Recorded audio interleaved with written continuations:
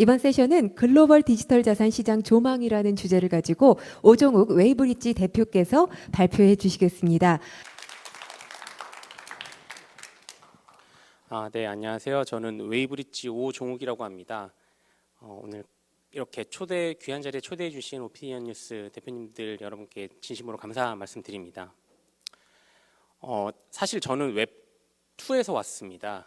그러니까 저는 산업공학과를 졸업했고요. 기존에 2007년부터 자산운용사에서 채권운용, 그러니까 픽스 인컴이랑 이제 주식 그리고 파생 상품을 운용했던 사람입니다. 그러다 보니까 백그라운드를 먼저 말씀드린 이유는 실제로 제가 이제 제도권에서 1원이 맞지 않으면 실제로 결제가 되지 않고 집에 가지 못하는 그런 실제 상황들을 많이 경험을 해본 경험을 바탕으로 웹3나 이제 블록체인 시장에서의 결제, 거래 이런 것들이 생각보다 완결성이 높지 않을 수 있다 이런 걸 좀 느꼈던 사람으로 지금은 이제 기관들을 위한 그리고 웹2에서 그러니까 금융사들이 쓸 수 있는 가상자산을 활용할 수 있는 전략들을 좀 만들어가고 있습니다. 그래서 저는 처음에 이제 삼성 자산운용으로 이직해서 2014년까지 근무했었고요. 그때 이후로는 핀테크, 로보 어드바이저, 그다음에 AI를 활용해 CNN이라고 하는 딥러닝, 머신러닝을 활용한 자산 배분 모델도 만들어 본 경험을 바탕으로 지금은 크립토업에 종사를 하고 있습니다. 앞에서 좋은 발표들을 되게 많이 해주셨어요. 실제 블록체인, 그러니까 비트코인이나 블록체인 기술들 그리고 웹2와 웹3의 그 관계 그리고 그 전에 내려가면 이제 정윤식 교수님께서 말씀 주신 부분들이나 이제 신상훈 과장님께서 말씀하신 결국은 그 제도권 금융에서 쓸 수 있는 활용하는 그런 금융을 좀 만들어 가야 된다고 저는 보고 있는데요. 이게 상당히 철학적인 내용입니다. 그러니까 제가 아직 나이가 그렇게 많지는 않지만 기술과 금융을 같이 이제 접목하면서 2008년 금융위기를 겪어본 입장에서 그 중간중간 많은 변화들이 있어 왔습니다. 철학적으로. 공유 경제라고 하는 어떤 포인트도 상당히 2010년, 12년도에 금융위기 이후로는 유행했던 개념들이고요. 그 이후에 이제 어떻게 보면 블록체인이나 이제 가상 자산이 되게 많이 이렇게 커지게 됐는데 개인적으로 저는 이 비트코인 네트워크, 이더리움 네트워크 그리고 다른 어떤 것들이 하나의 국가라고 약간 생각을 하고 있습니다. 그 국가 안에서 많은 주식회사들이 나와서 회사를 이제 밸류를 창출하고 돈을 벌어서 세금을 납부하는 그런 어떻게 보면은 그 전반의 국가 체계들이 비트코인이 지금 만들어진 네트워크 상황에서 아까 말씀하셨던 비트 VM이나 이제 레이어 2 네트워크들을 만들어서 DApp들을 만들고 결국 그 커뮤니티를 좋게 만드는 방향으로 가지 않나라는 저는 조금 생각을 가지고 있고요. 그래서 이제 전통 자산 생태계를 비교를 해보면 기본적으로 중앙에 대한 어떤 신뢰, 사람들이 몰려가서 땅을 점유하고 그 땅에 있는 상품을 어떻게 보면 이용을 하고 법을 만들고 그다음에 기관을 만들고 중앙 체계에 대한 신뢰를 만든 다음에 그 위에 법정 화폐 만들고 이제 세금 체계 유가 증권 만들어서 어떻게 보면은 주식, 채권, 파생, 은행, 자산운용, 증권 이런 다양한 금융업을 수행한다고 생각을 하고 있습니다. 근데 2008년 이 금융위기 이후에 나왔던 비트코인 네트워크나 어떤 새로운 그 가상자산이라고 하는 것들은 디지털 자산 생태계라는 이름 하에 어떻게 보면은 전혀 규칙이나 내부적인 그 법에서 통제받는 규제가 없이 성장되다 보니 많은 사람들의 그런 어떤 그러니까 바잉을 받게 되고 사람들이 좋아하는 탈중앙화적인 부분들 그리고 신뢰적인 부분들에 대해서 되게 공감을 많이 얻었다고 생각하긴 하는데 아직까지는 규제 체계가 들어오지 않다 보니까 국가 간에는 세계관에서의 약간 충돌이 있다고 저는 좀 생각을 하고 있습니다. 그 상황에서 웹1, 웹2, 웹3 당연히 그런 발전 과정으로 가는 데 있어서 지금 비트코인이나 이더리움 같은 어떤 네트워크가 기술로서만은 절대로 지금까지 이렇게 성장할 수 없었다고 저는 생각을 하고 있습니다. 그 기술을 바탕으로 하는 그 분배 구조에서의 토큰을 발행한 어떤 가치를 전달할 수 있는 수단을 거기 들어와 있는 네트워크 사람들에게 공유함으로써 실질적으로 그 비트코인이나 이더리움이나 솔라나 폴리곤 이런 모든 체인들이 지금 상장되어 있는 체인이 한 10,000개 이상 있는데요. 그런 것들이 성장하지 않았나라는 생각을 가지고 있고요. 그 중간에서 게이트웨이적인 역할을 하려고 하는 게 웨이브리지라고 하는 제가 하는 회사의 비전이긴 합니다. 그런데 어떻게 그러면 저 비전을 달성할 거냐, 게이트웨이적인 솔루션을 만들 거냐는 정말 많은 생각들과 자신들이 잘할 수 있는 그 스타트업들이 할 수 있는 영역들이 있다고 일단 생각을 하는 철학을 기반으로 한번 말씀을 드려보려고 합니다. 저희는 그래서 한국에서는 기관들 위주로 실제로 금융업에서 보면 뭐 거래소 있고 뉴욕 증권 거래소, 그다음에 뭐 싱가포르 거래소, 한국 거래소 있고 은행, 증권, 자산 운용할 수 있는 투자 상품 설계할 수 있는 미래셋, 뭐 삼성 다양한 엔티티들이 있고 보관 스탁할 수 있는 은행, 세무 회계 그리고 결제까지 모든 게 다 규제 하에서 일단은 돌아가는 시스템인데 가상자산 시스템에서는 혹은 이 블록체인 시스템에서는 그런 규제 체계가 아직 만들어지지 않고 있고 글로벌리 이런 것들이 들어왔을 때 더 기관들이 많이 활동할 수 있고 개인들도 조금 더 투자자 보호를 할 수 있는 상황에서 서비스를 할 수 있지 않냐라는 생각을 가지고 있습니다. 그래서 저희는 그 법인들이 쓸 수 있는 물론 개인들도 활용할 수 있겠지만 가상자산을 보관하고 거래하고 운용하고 평가하고 이런 다양한 것들을 올인원 솔루션을 만드는 목표를 가지고 있고요. 어떻게 보면 블룸버그 단말기 같은 어떤 기관들이 쓸 수 있는 그런 플랫폼을 하나의 어떤 솔루션으로 대체하고 싶은 그런 목표를 가지고 있습니다. 이 정도까지 저는 회사 간단히 말씀드리고요.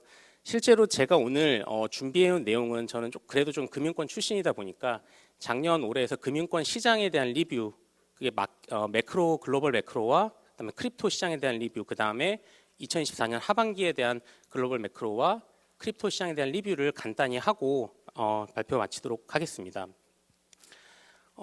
금융위기 이후에 그리고 코로나 시기 위기 이후에 저는 이 정도까지 돈이 미국에서 많이 발행되는 시장을 사실 저는 경험해 본 적이 없습니다. 실제로 이렇게 유동성이 너무 풍부한 상황에서 인플레이션에 대한 우려들이 작년 말부터 많이 이뤄왔었고 2023년 말에는 어떻게 보면 올해는 조금 인플레이션이 낮아질 거라는 우려를 잠식시킬 수 있는 얘기들을 많이 해왔지만 실질적으로 인플레이션은 글로벌리 너무 높았고요. 은행들에서 중앙정부에서는 돈을 계속 찍어냈었고 이런 어떤 상황들이 통화 정책 방향에도 많이 이제 반영이 되어 왔습니다. 그래서 금리 인하가 지금 현재 상황에서는 미국 같은 경우는 올해 9월, 12월에 한 차례 정도 인하할 거를 지금 예상을 하고 있고 지난주에 ECB라든지 저희 캐나다 금리도 인하를 한 상황이지만 실질적으로 인플레이션을 아직까지는 두려워하고 있는 상황인 것 같습니다. 제가 올해 시장을 보면은 정말 에브리싱 랠리였던 시장이었던 걸로 인지를 하고 있고요. S&P나 미국 주식 그리고 금 같은 경우도 상당히 거래량이 많이 늘어나면서 가치가 많이 올라갔었고 비트코인은 말할 것도 없이 거의 뭐 20K 그러니까 2만 불 이상의 거의 저가를 찍고 15,000불 찍고 나서 지금 거의 한 3배에서 4배 정도 되는 시장까지 온 것 같습니다. 이 와중에 어떻게 보면은 국가별로 그 통화의 가치는 상당히 좀 달랐던 것 같고요. 미국이나 영국 위주로는 상당히 견고한 어떤 통화 가치를 가져가면서 신흥국들이 상당히 약한 통화를 가져가지 않았나. 결국 저는 이게 제일 먼저 시작한 비트코인, 이더리움이 지금까지 도미넌스를 계속 높여가면서 시장에서의 점유율을 가져가고 나머지 이제 작은 알트코인이나 신생 코인들이 좀 많이 지금 알트가 많이 낮아져 있거든요. 뒤에서 말씀드리겠지만 이런 시장과 거의 비슷한 흐름을 가져가지 않나 이런 생각을 하고 있습니다. 그래서 이 자료는 저희 내부 퀀트 리서치 팀에서 쓴 자료라 아마 가서 읽어보시면 될 것 같아서 제가 줄줄이 읽진 않을 예정입니다. 그래서 저는 큰 변화가 미국에서 SEC가 비트코인 ETF를 올해 1월 10일 날 승인했던 것들이 정말 큰 변화라고 생각을 하고 있습니다.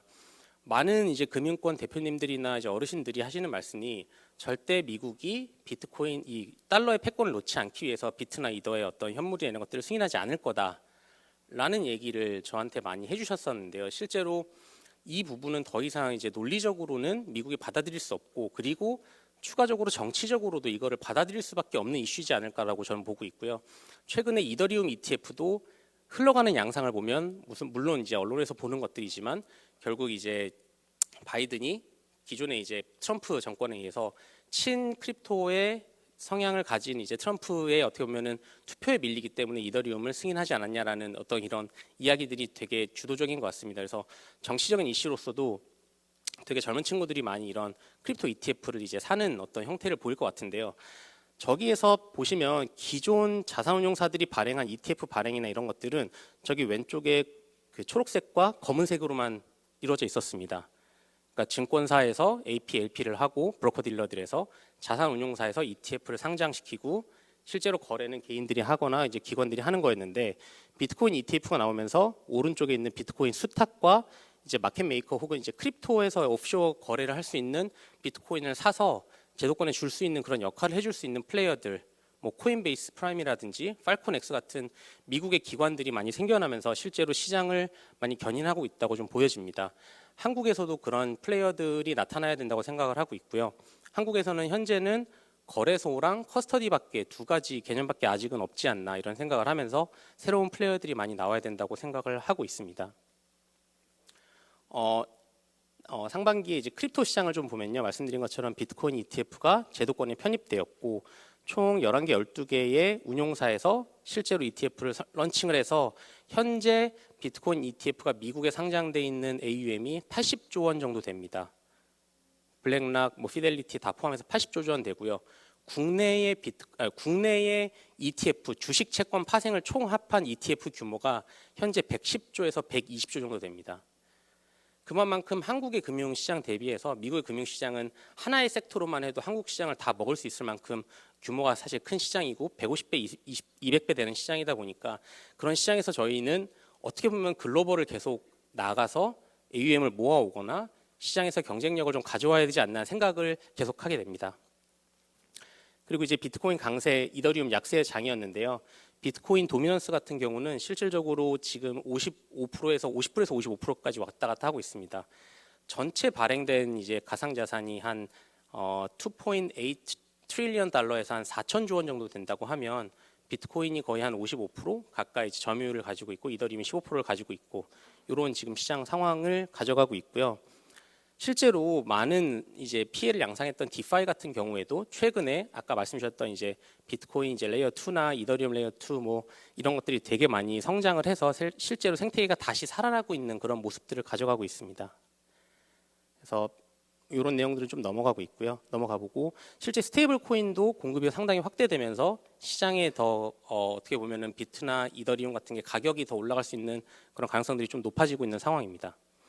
제가 시간이 많이 없어서 좀 발표들을 좀 많이 넘기고요. 되게 의미 있는 거는 전통 금융시장에서 신규 자금이 이 가상자산이나 비트코인 ETF, 이더리움으로 넘어온다는 시장이 저희한테는 조금 더 재밌는 프로젝트들이 많이 나올 수 있지 않을까라고 기대하는 상황입니다. 그래서 이제 하반기에 대한 결국 전망인데요. 저는 간단히 하반기에는 미국 금리가 좀 인하되면서 실제로 유동성이 조금 더 풀리면서 인플레이션에 대한 압박이 좀 낮아지면 어떻게 보면은 금이라든지 이런 위험 자산에 대한 그리고 비트 이더도 가격이 조금 더 올라갈 수 있는 가능성이 높아지지 않나 이런 생각을 좀 하고 있고요. 조금 지연됐지만 금리 인하 시작될 것 같고 실제로 말씀드린 것처럼 유럽이나 중국이나 다른 나라에서도 이제 통화 완화를 좀 지지하고 있는 상황으로 저는 인식을 하고 있습니다. 나중에 이 장표 한번 보시면 재밌는 게 2013년부터 비트코인이라든지 S&P라든지 주식 그 자산들의 가격에 대한 이제 큐뮬레이티브 애뉴얼라이즈 리턴인데요.